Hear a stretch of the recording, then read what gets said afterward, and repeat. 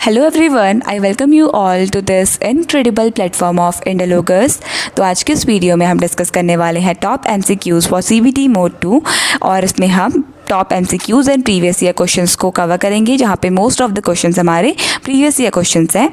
So let's start this with our first question and that is black soil is dominant in which of the following physical divisions of India. Right answer for this question will be option number A यानी कि Deccan traps. तो India का जो डेक्कन प्लेटो वाला reason है, यहाँ पर black soil पाई जाती है। If you talk about black soil तो इसे रेगर सॉइल, लावा सॉइल या फिर कॉटन सॉइल के नाम से भी जाना जाता है।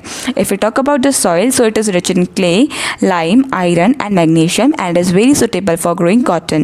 It is formed by the weathering of volcanic rocks, especially basalt, and is predominantly found in the Deccan Plateau region of India. अगर कॉटन की बात करें तो वर्ल्ड में India is the largest producer of cotton as well as it is the largest consumer and exporter of cotton. Cotton की बात करें तो खरीफ क्रॉप है जिसे जून जुलाई के महीने में ग्रो किया जाता है और बेसिकली हार्वेस्ट किया जाता है बिटवीन अक्टूबर टू मार्च के बीच में। If you talk about major cotton export destinations of India, so this include Bangladesh, Vietnam, China and Pakistan. This you have to keep in mind. Other than that अगर हम बात करें इंडो गैंगेटिक प्लेन की, तो Indo Gangetic plain it is famous for alluvial soil और it is basically rich in alluvial soil. If you talk about Himalayan mountains तो they are rich in forest soil and if you talk about Thar desert so यहाँ पे sandy soil पाई जाती है। This you have to keep in mind. India की बात करें तो इंडिया में जो हमारी ब्लैक सॉइल है ये महाराष्ट्र, मध्य प्रदेश, गुजरात, कर्नाटका, आंध्र प्रदेश के रीजन्स में पाई जाती है। और ब्लैक सॉइल किस में रिच होती है, you have to keep in mind iron, magnesium, lime and calcium. तो आयरन, मैग्नीशियम, कैल्शियम और लाइम में हमारी रिच होती है हमारी ब्लैक सॉइल और पुअर होती है नाइट्रोजन, फास्फोरस और ऑर्गेनिक मैटर में। This you have to keep in mind. India का जो गुजरात स्टेट है it is the largest producer of cotton और अराउंड 25 से लेकर 30% तक का कॉटन गुजरात ही प्रोड्यूस करता है इंडिया में। Next question, which of the following symbols at Sanchi Stupas represent the first sermon of Buddha delivered at Sarnath? Right answer for this question will be option number B यानी कि wheel। तो wheel is the symbol which symbolizes the first sermon यानी कि first preaching of Buddha जो उन्होंने सारनाथ में दी थी।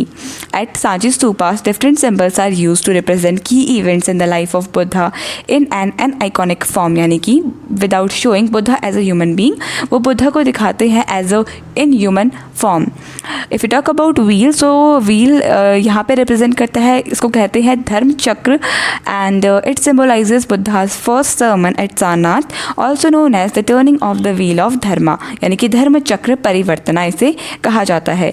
अगर अदर सिम्बल्स की बात करें तो empty seat which symbolises the enlightenment of Buddha and Buddha को कहा जाता है लाइट ऑफ एशिया या फिर द एनलाइटेंड वन के नाम से भी जाना जाता है, the enlightened one. Bodhi tree की बात करें तो Bodhi tree it symbolizes the site of enlightenment of Buddha that is Bodh Gaya. If you talk about elephant तो ये दिखाता है basically birth of Gautam Buddha and queen Maya के ड्रीम में ये वाइट एलिफेंट आया था, जिसके बाद ऐसा प्रेडिक्शन हुआ था कि गौतम बुद्धा का बर्थ होने वाला है, लाइक वो एक फेमस स्पिरिचुअल लीडर बनेंगे या फिर वो एक बहुत अच्छे वॉरियर बनेंगे, kind of that was the story, हम ऐसा कह सकते हैं।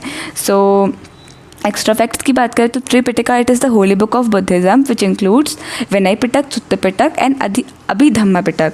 And if you talk about the language of Buddhist scriptures so it is Pali. And Buddhist flag की बात करें 19th सेंचुरी में इंट्रोड्यूस किया गया था और इसमें बेसिकली 6 कलर्स हैं। Dalai Lama he is the spiritual leader of Tibetan Buddhism. This you have to keep in mind. Gautam Buddha की बात करें तो इनकी बर्थ प्लेस थी Lumbini and which is present day in Nepal और 563 BC में इनका जन्म हुआ था। इनकी माता का नाम था माया देवी एंड इनके जो फादर थे उनका नाम था शुद्धोधन और इनके वाइफ का नाम था Yashodhara. Next question, article 352 of the constitution of India deals with the. Right answer हो जाएगा इसके लिए ऑप्शन नंबर सी यानी कि नेशनल इमरजेंसी से डील करता है हमारा article 352। If you talk about other articles तो article 356 it talks about state emergency and article 360 it talks about financial emergency. Article 352 of the Indian constitution it deals with the proclamation of national emergency. It can be declared where there is a threat to the security of India India और any part of it due to war, external aggression and armed rebellion. Example की बात करें तो India China war 1962 में लगी थी emergency, Indo Pak war of 1971 में लगी थी हमारी नेशनल इमरजेंसी, और emergency during the internal disturbance 1975 के टाइम पे भी लगी थी हमारी national emergency. This you have to keep in mind. इसके अलावा स्टेट इमरजेंसी तो लगती रहती है, लाइक हम बात करें तो उत्तराखंड में, पंजाब, मणिपुर, यहाँ पे काफ़ी बार मल्टीपल टाइम्स लगी है स्टेट इमरजेंसी, जिसे प्रेसिडेंट रूल भी कहा जाता है। And if you talk about financial emergency, so ये अभी तक इंडिया में नहीं लगी है। This you have to keep in mind. National emergency के सोर्स की बात करें तो इसका सोर्स है Weimar constitution. Weimar constitution means the German constitution. And if you talk about state emergency, तो स्टेट इमरजेंसी ये तो हमने लिया है government of India act of 1935 से, लेकिन फाइनेंशियल इमरजेंसी ये हमने कहाँ से लिया है? वीमर कॉन्स्टिट्यूशन, यानी कि जर्मन कॉन्स्टिट्यूशन से ही हमने ये अडॉप्ट किया है। This you have to keep in mind. तो चलिए नेक्स्ट क्वेश्चन डिस्कस कर लेते हैं। Who was the first political personality to discuss the concept of poverty line?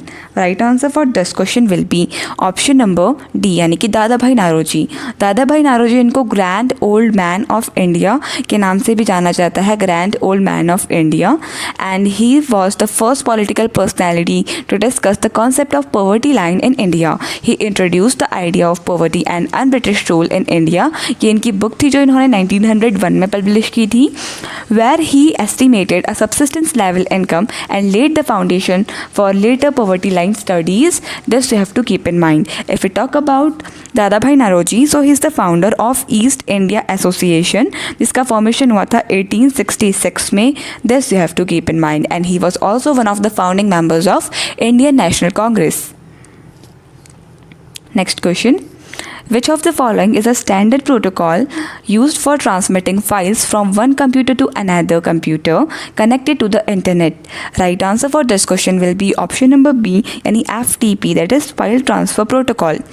So FTP, it is a standard internet protocol specifically designed for transmitting files between computers over internet. If we talk about SMTP, so it stands for Simple Mail Transfer Protocol, और इसे emails भेजने के लिए use किया जाता है. Telnet की बात करें, it is used for remote login to another computers. And if we talk about HTTP, it is used for transferring web pages. HTTP stands for Hypertext Transfer Protocol, not for primarily the file transfers. तो basically hypertext web pages को transfer करने के लिए HTTP का use हम करते हैं. Next question. Of the food items listed below, which of the following is the richest source of vitamin C? Right answer will be option B, यानी कि citrus fruits, they are rich in vitamin C. If we talk about citrus fruits, so it includes oranges, lemon, etc. Vitamin C की बात करें तो इसका chemical name होता है ascorbic acid. And eggs, pulses, dates contain little to no vitamin C as compared to citrus fruits. अगर हम बात करें eggs की, so they are rich in protein. If we talk about pulses, they too are rich in protein and they're good source of iron, folate and other vitamin B.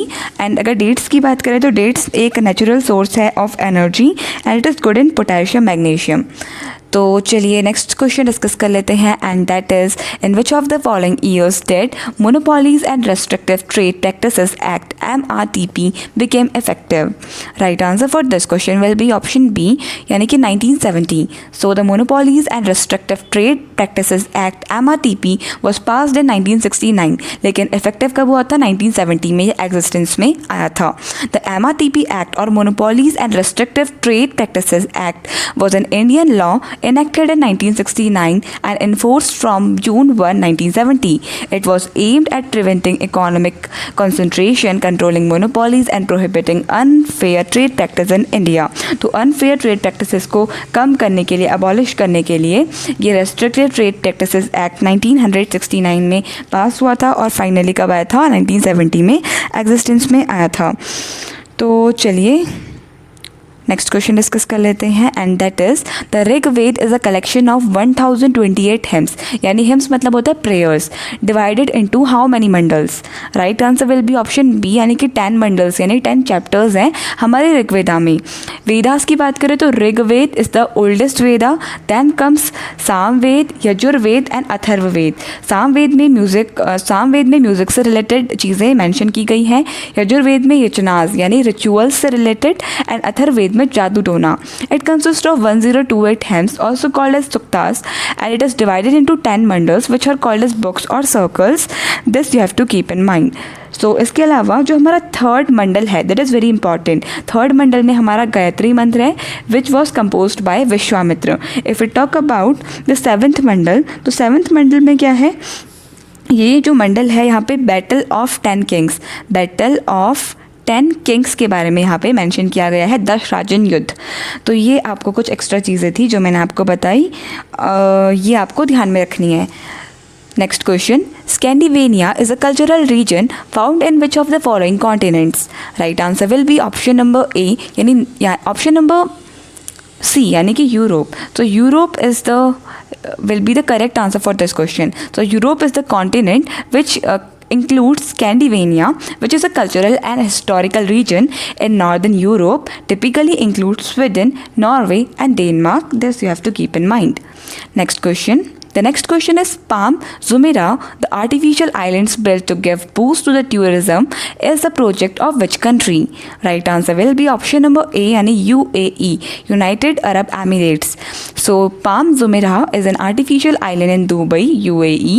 It was built to boost tourism and real estate development and is shaped like a palm tree when viewed from the above. So this is located in UAE. This you have to keep in mind. So let's move towards the next question now, and that is the renowned singer M.S. Subbulakshmi was an Indian Carnatic singer born in.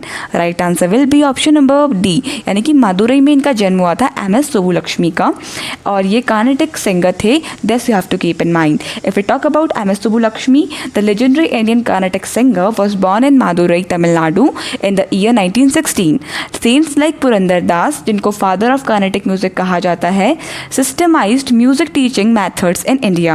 He introduced structured lessons, graded exercises and popularized devotional songs जिनको कृतीस कहा जाता है. If we talk about golden age of Carnatic music, तो the trinity of अगर हम बात करें Trinity यानी कि त्रिमूर्ति कहा जाता है जिन्हें कार्नेटिक म्यूजिक का, which includes Tyagaraja, Muthuswami Dikshitar and Shyama Shastri. तो इन तीनों का नाम काफ़ी इंपॉर्टेंट है और एग्जाम्स में काफ़ी बार पूछा गया है. So this you have to keep in mind. इसके अलावा अगर हम बात करें म्यूज़िक की, तो basically music started from the Natya Shastra of Bharat Muni. This you have to keep in mind. Other than that there is nothing more important regarding this question. So let's move towards the next question now. And the next question is the first English factory was set up on the bank of which river, of Hooghly river, in which year? Right answer हो जाएगा option number B, यानी 1651 में first English factory setup हुई थी on the bank of river Hooghly. So this mark the beginning of British commercial interest in Bengal, which later expanded its political control. If we talk about other European companies और traders की अगर हम बात करें, तो अगर हम Portuguese की बात करें तो they established their first factory around 1510 पे इन्होंने की थी establish अपनी factory in Goa. If we talk about Dutch, तो around 1609 में Dutch ने की थी अपनी first factory को establish किया था near Pulicat, Chennai. And English की बात करें तो 1651 near Hooghly river. So next question, who among the following is the author of the novel Red Earth and Pouring Rain? Right answer will be option number B, यानी कि विक्रम चंद्रा. तो Vikram Chandra, he is the author of the novel Red Earth and Pouring Rain. It was his debut novel published in 1995 and it blends elements of Indian history, mythology and post-colonial themes, drawing inspiration from Mahabharata, Ramayana and 19th century British India. This you have to keep in mind. Next question discuss कर लेते हैं. The inspiration for the adoption of parliamentary form of government was drawn by the framers of Indian Constitution from which country? Right answer for this question will be option number A, यानी United kingdom से हमने parliamentary form of government का concept adopt किया है. This you have to keep in mind. So इसमें क्या included है? This includes that there will be a nominal head of the state like the president in India, और UK में बात करें तो monarch in UK.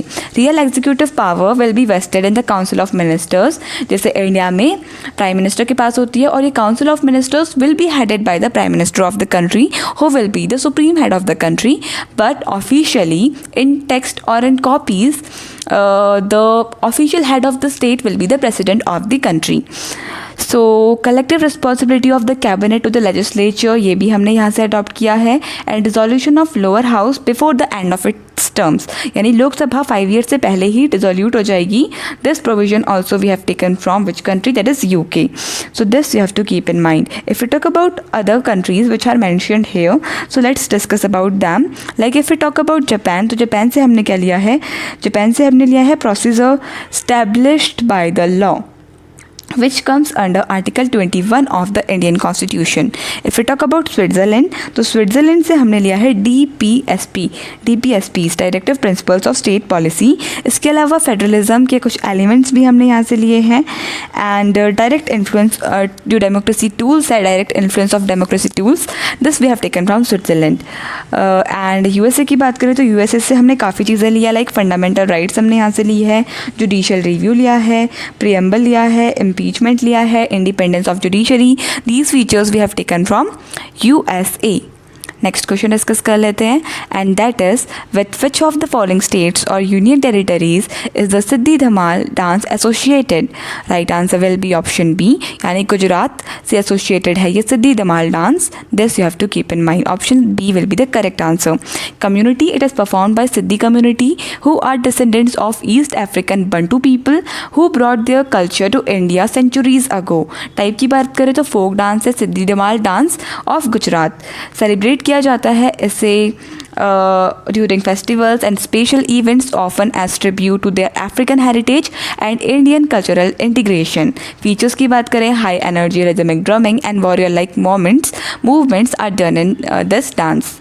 Next question, the diagram representing the breakdown of population by gender and age at a given point of time is known as?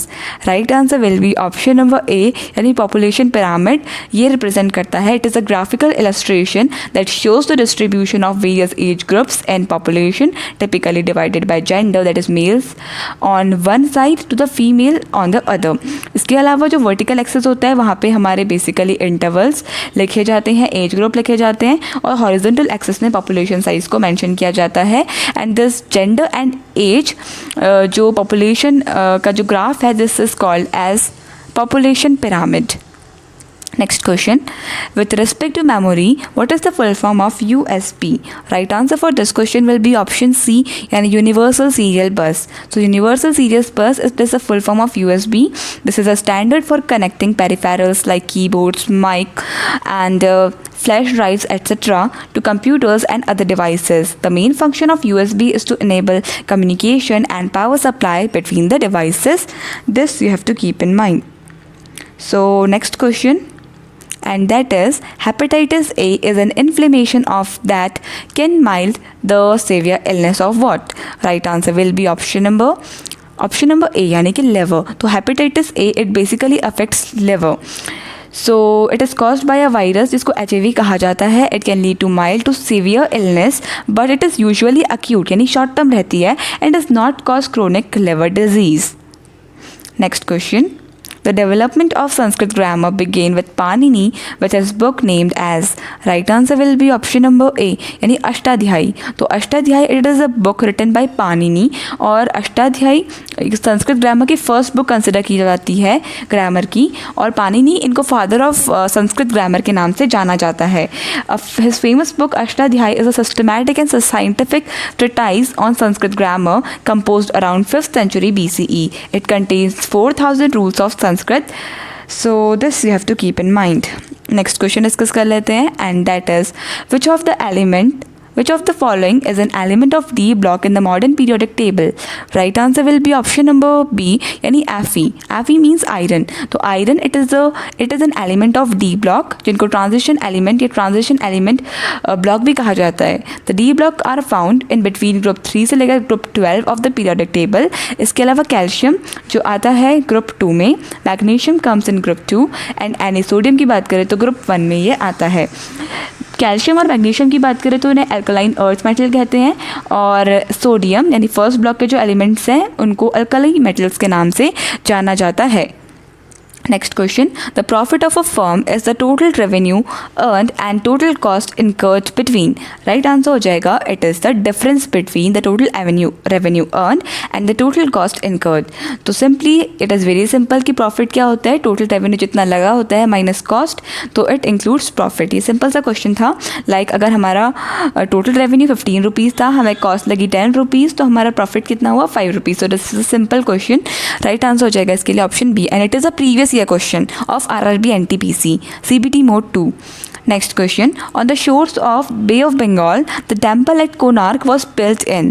Right answer हो जाएगा option C, यानी 13th century में बना था हमारा Temple of Konark in Bay of Bengal पे, और it was constructed in around 1250 CE by King Narasimha Dev I, the Eastern Ganga dynasty. The temple is located in the state of Odisha on the shores of Bay of Bengal, and it is famous for its chariot-shaped architecture dedicated to Lord Sun, that is सूर्य देव को ये समर्पित है. Next question. The orbit of which of the following satellites is not sun synchronous? Right answer हो जाएगा option number B, यानी मीटोसेट 11. तो मीटोसेट 11 इसका जो ऑर्बिट है it is not sun synchronous. अब जानते हैं कि सन सिंक्रोनस ऑर्बिट्स होते क्या हैं. They are typically use for earth observation satellites, ensuring that they pass over the same part of the earth at the same local solar time. और ये basically geostationary satellite रहती है, यानी इनकी पोजीशन फिक्स्ड रहती है over the same point on earth's equator, primarily used for weathering और monitoring over Asia and Africa में. ये जो मीटोसेट 11 है ये मॉनिटर करती है. ऐसे ही अदर पार्ट्स में भी अदर सैटेलाइट्स होती हैं जो कंटिन्यूसली मॉनिटर करती है हमारे वेदर फोरकास्ट को. Next question. Atal Tunnel, the world's longest highway tunnel, connects Manali with. Right answer हो जाएगा ऑप्शन नंबर डी, यानी Lahaul Spiti. So Atal Tunnel, the world's longest tunnel above 10,000 feet, connects Manali with Lahaul Spiti. It provides all-weather connectivity between Manali and Lahaul Spiti Valley in Himachal Pradesh, which is used to cut off for about 6 months during winter due to heavy snowfall. Next question. Goa became India's 25th state on which date? Right answer हो जाएगा इसके लिए option number C, यानी 30th of May 1987 को Goa officially India का 25th state declare कर दिया गया था. Before that it was liberated in 1961, लेकिन ये एक यूनियन टेरिटरी था with Daman and Diu. So Goa became India's 25th state on 30th May 1987. This significant event marked Goa's attainment of full statehood after being a union territory. Next question. Which of the following rivers originates in our neighboring country Nepal? Right answer will be option number D, यानी Rapti river originates from Nepal. Indus river की बात करें तो तिब्बत से निकलती है. Ganga river की बात करें तो उत्तराखंड के गंगोत्री ग्लेशियर गोमुख प्लेस है जहाँ से गंगा रिवर निकलती है.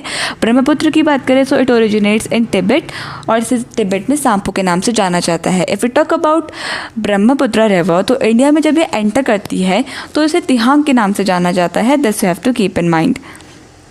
Next question.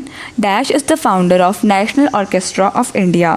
Right answer will be option number D, यानी कि Ravi Shankar. So Pandit Ravi Shankar, he was one among the founders of National Orchestra of India.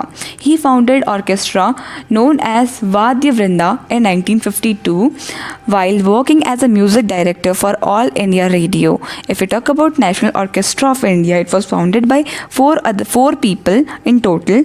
The first one was Pandit Ravi Shankar, second one was Uday Shankar, then Anand Shankar, and then Anushka Shankar. They were the four people who founded the National Orchestra of India. Next question. The Hamis Gompa festival is celebrated to celebrate the birth anniversary of which guru? Right answer will be option number D, यानी Padma Sambhav. The Hamis festival is celebrated to commemorate the birth anniversary of Guru Padma Sambhav. This significant Buddhist event honors the founders of Tibetan Buddhism, who is believed to have been born in the ears of monkey. Next question. Kalhans Raj Tarangini in Sanskrit language covers the history of kings who ruled over. Right answer will be option C, यानी कश्मीर में rule किया था. जो कलहन की book है राजतरंगिनी, इनमें इन्होंने जो कश्मीर के राजा थे उन लोगों के बारे में डिस्क्राइब किया है. So the text is historical Chronicle of the rulers of Kashmir from ancient times to 12th century, where it was composed by the Kashmiri historian Kalhan. So with this we come to an end of this video. I hope आपको video पसंद आया होगा. So thank you so much for watching this video and I would like to wish you all the very best for your coming examinations.